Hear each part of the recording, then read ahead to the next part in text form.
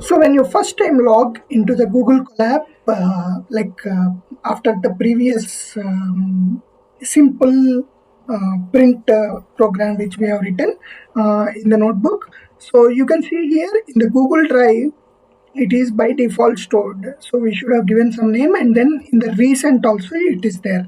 So now what happens is once you have the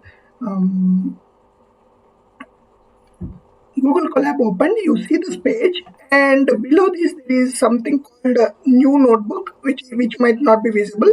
So when we click on new notebook, it opens up a new notebook. Like the previous one, which was there, was used for Hello World, right? So now it opens up in a completely new notebook.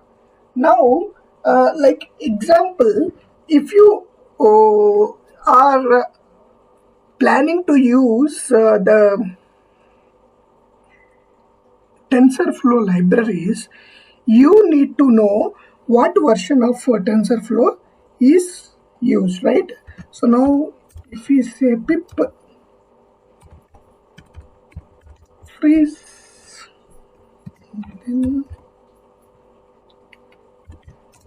we are going to get the TensorFlow details, and then once you write this command and try to run this, okay, so what happens is it just tries to get the TensorFlow version.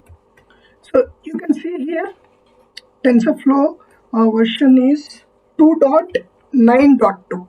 Okay, so right now the current version is 2.11. So you can also install the new version by saying again pip, okay, install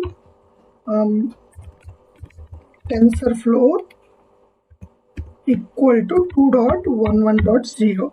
So this is the command to install the latest version of 2.11.0. So why we have to install 2.11.0 is 2.9.2 is the version that is supported by Google Colab.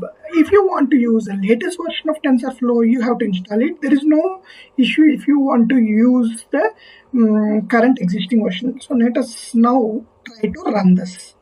Okay, so it's just trying to download. You can see here. So now the latest version of TensorFlow is installed. Let us go and just try to run this. Previously it was 2.9.2. Let us try to run the same command. You can see it got upgraded to 2.11.0. So that's how you upgrade. So you can also use the default version, which is not an issue.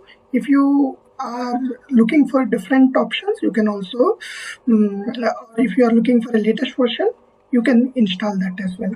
So now it is ready to use the TensorFlow and do whatever we want, like aggregation of the data using the TensorFlow library.